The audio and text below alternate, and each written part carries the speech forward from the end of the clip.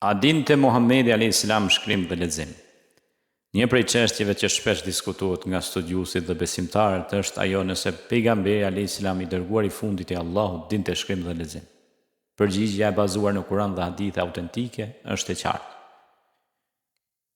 Jo, ai nuk dinte të shkruante edhe as të lexonte, por ajo që duket si një mangësi si përfaqësuar në të vërtetë është një nga argumentet më të fuqishme për vërtetësinë e shpalljes hyjnore dhe për mrekullinë e Kuranit famlar. Shpallja e parë, fillimi i mrekullisë.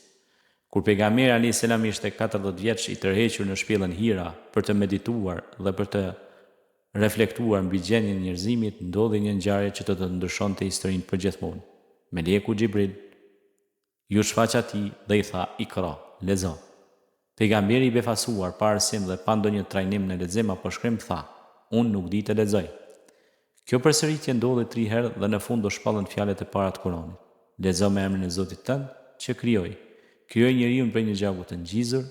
Lexo se Zoti yt është me bujari, ai që mësoi njeriu të shkruaj me pend." Alaq 1:4. Këto ajete tregojnë se pavarësisht se pejgamberi nuk kishte njohuri formale në lexim e shkrim, ai do të merrte dijen më të lartë nga vetë Allahu. Kurani flet qartë për analfabetizmin e tij. Allahu i lartësuar në Kur'an e përmend qartë se pejgamberi nuk ishte nga ata që lexonin libra apo shkruanin me dorën e tyre.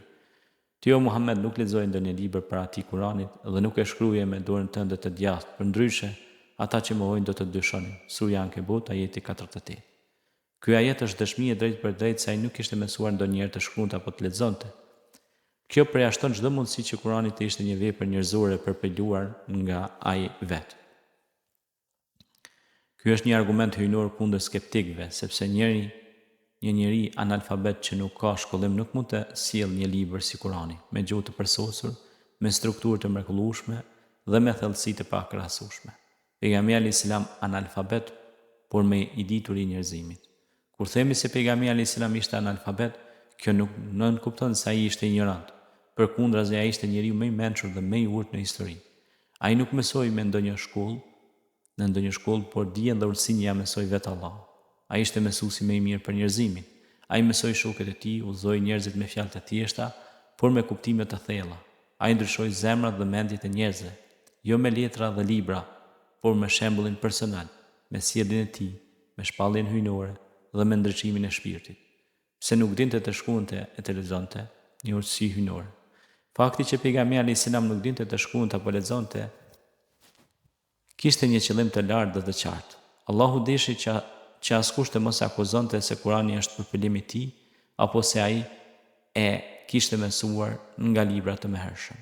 Nëse pejgamberi do të dinte të lexonte, mohuesit do të thoshin: ai ka lexuar librat e mëparshëm dhe i ka shkruar këto fjalë vet. Por fakti që ai ishte ummi, një njeri pa arsim shkollor, e përjashton këtë mundësi. Madje edhe fjala ummi në arabisht që përshkruan pejgamberin do të thotë i pa arsimuar ose ai që nuk di të lexojë të shkruajë. Kjo e bën më të qartë se shpallja që ai solli nuk ishte e përfituar nga dija njerëzore, por e dërguar nga Zoti i gjithësisë. Ai mësoi të tjerë të lexojnë dhe të shkruajnë, edhe pse vetë nuk dinte të shkruante. Pejgamberi alayhis salam inkurajoi shumë mësimin dhe dijen. Ai mësoi shokët e tij të lexonin, të shkruanin dhe të përhapnin dijen. Në betejën e Bedrit ai liroi disa robër vetëm nëse mësonin disa muslimanë të lexonin e të shkruanin. Ai ka thënë: "Kërkimi i dijes është detyrë për çdo musliman, burrë dhe grua." Ai ngriti dijen në nivelet të adhurimit dhe shkolla e tij shpirtërore ndryshoi civilizimin islam për shekuj me radhë. Kurani, mrekulli përmes një njeriu që nuk dinte të shkruante. Kurani është libri më i lexuar në botë, me gjuhën më të përsosur, me mrekulli gjuhësore, shkencore dhe shpirtërore. Ai u zbrit përmes një njeriu që nuk dinte të lexonte as të shkruante. Kjo e bën atë edhe më të jashtëzakonshëm. Përmes Muhamedit alayhis salam Allahu na tregoi se dituria vërtet nuk është vetëm në letra e libra, por në udhëzim hyjnor dhe sinqeritet të pastër. Pejgamberi Muhammed alayhis salam nuk dinte të lexonte dhe të shkruante, por ai ishte njeriu më i ditur që ka ecur mbi tokë. Ai nuk kishte nevojë për laps e letër, sepse Zoti i gjithësisë i shpalli atij fjalën më të ndritur, Kuranin. Ai ishte një njeri i pastër, i sinqert, i drejtë dhe i përkushtuar. Dija e tij ishte dritë që ndriçoi botën. Mrekullia e Kuranit është më e madhe pikërisht sepse ai që e përsolli atë ishte një njeri që nuk kishte ditur të shkruante apo të lexonte më parë. Kjo dëshmi se fjala që ai solli nuk ishte e tij, po ishte fjala e Allahut, e përcjell për gjithë njerëzimin.